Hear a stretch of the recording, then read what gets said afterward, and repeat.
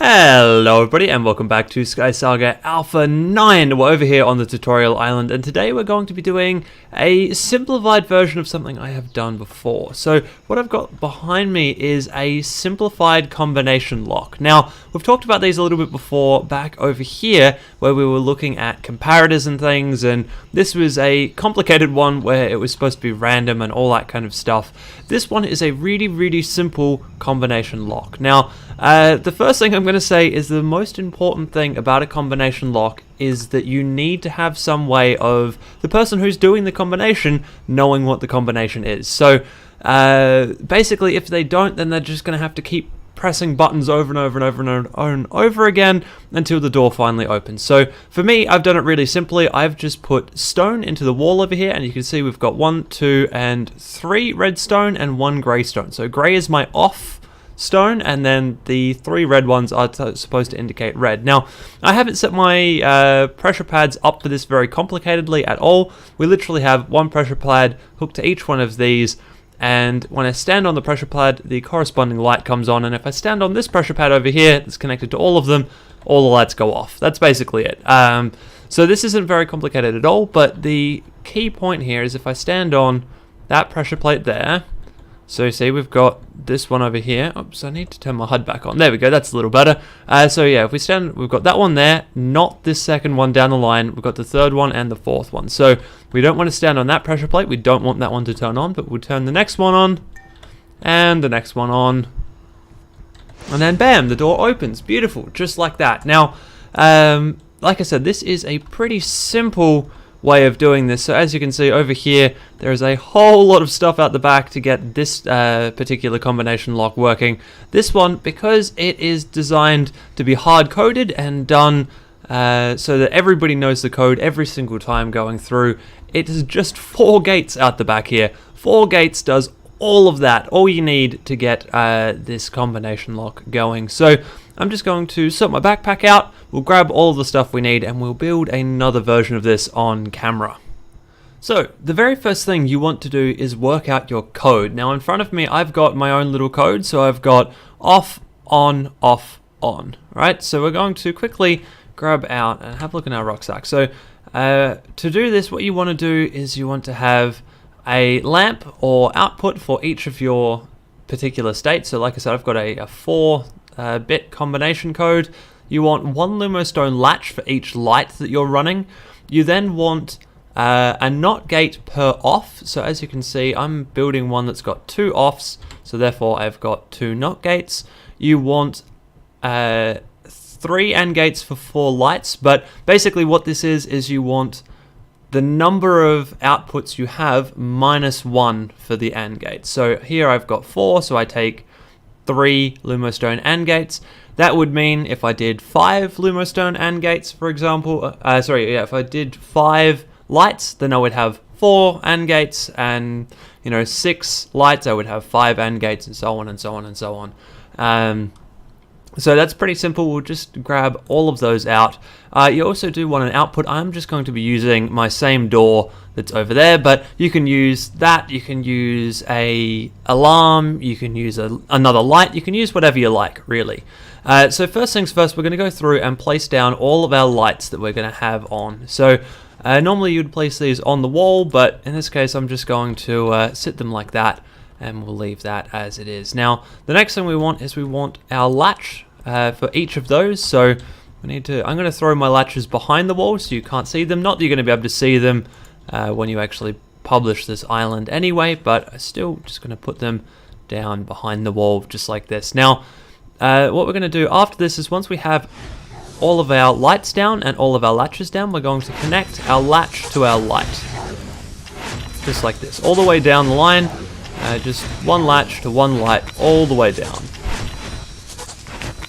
Now the next thing we're going to do is we're going to grab out our NOT gates. We're going to place a NOT gate in front of any of the latches that we want off in the final code. So as you can remember, these black points here are the ones that I want off in my final code. So I'm putting down a NOT gate in front of my latch. Now we're going to then connect the latch to the NOT gate. Just like this and just like that. Now the latches that you want on in the final code you can leave alone in this step. You only need to connect the latch to the NOT gate if that light needs to stay off for the code to be active. So as you can see, like I said, I've got my offs with my NOT gates set up just like that. Now, the next thing that you guys need to go through and do is place down whatever you like in terms of pressure pads, and you can hook these up to the latches in pretty much any order you like. You can have them placed down and have some of them turn some latches on, some of them turn some latches off, have a combination of turning off and on. It doesn't really matter, it's all up to you. Now obviously the way you do that is you literally just click on your pad and then click on your latch and choose whether or not that's going to do that, turn that latch off or on. This bit really is the bit that is the main puzzle making, code breaking section of this, because somebody needs to go through and work out what each of all of these pads do, and then work out how to get the lights to be in the correct sequence to break your code and make it on through the door. So I'm just going to do this really simply, just like I've done it over there, and have each pressure plate turn on the light in front of it, and have one pressure plate turn all of the lights off. But like I said, this is the bit that you can be really quite tricky with, but all you need to do is hook pressure plates up to the latches in, on and off. Now, as with everything in SkySaga, you can connect a single input into multiple devices, just like I'm doing with this guy, but you can also connect multiple inputs into the same device, into the same point on any of them. So I'm just going to hook this guy up to be off on all of these, just like this. And like I said, this is a pretty simple way of doing it, so I personally wouldn't use this in your actual combination lock, but it is just a bit of a quick way to show you how all of this stuff works. So here we go. Beautiful, that one turns on, and if we stand on here, all of them turn off. Nice. Okay, so that's the basic setup of this. We have our code, we have our pressure plates down. The final thing to do is place down the AND gates. Now, what we want to do is we're going to place down a base layer, which is going to hook all of these into some AND gates. Now, the base layer is going to be whatever number you have of lights divided by 2, basically. So because I've got 4, I just put 2 down here, and now we're going to go through and connect either the NOT gate or the latch to an AND gate.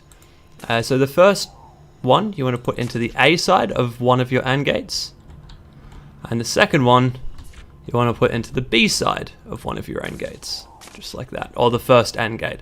So here you can see, because this one's supposed to be turning off, I'm taking it from the NOT gate into the AND gate, and then the second one down the line is supposed to be on, so I'm taking it from the latch down into the AND gate. So now that we've got the first 2 done, this AND gate has both of its inputs with a Lumo line going into them, so that's fine. We don't want to touch this at the input side again. So we're going to take the next light here, and we're going to go from the NOT gate, because this light's supposed to be off. So we're going to go from the NOT gate out to the next AND gate, going into the A, and then we're going to take from the latch down further and go into the B here. So now we have both of these with both of their inputs used, and now we're going to throw down one final AND gate and AND both of these together. So we're going to throw that one down and run the first AND gate into the A side and the second AND gate into the B side. Now, basically, this structure doesn't matter all that much. All you need to do is make sure that all of these lines are ended together with one output AND gate at the end of it. So if we were doing 5, by the way, we would need to place down one extra AND gate down here and link up the 5th line all the way to the B side of it, and the A side of this would go into that AND gate, and then that AND gate would be used as the output gate. But in this case, our output gate is this little guy, so we're going to take him and link him up to our output, which in my case is just the same door I used before. Now if we come over here, we'll be able to turn on the correct lights. So this one light there, and one light there. We should see, there we go, the door goes open. Now also, if we quickly turn on a light that's supposed to be off, you'll see that the door comes back again, and the combination is broken. So there you go. If we then just clear this out and open the door back up again by turning on the right 2 lights. Bam and bam. We now have the door open. So there you go. That is how to do a very, very simple combination lock circuit. These things can be quite useful in puzzle games.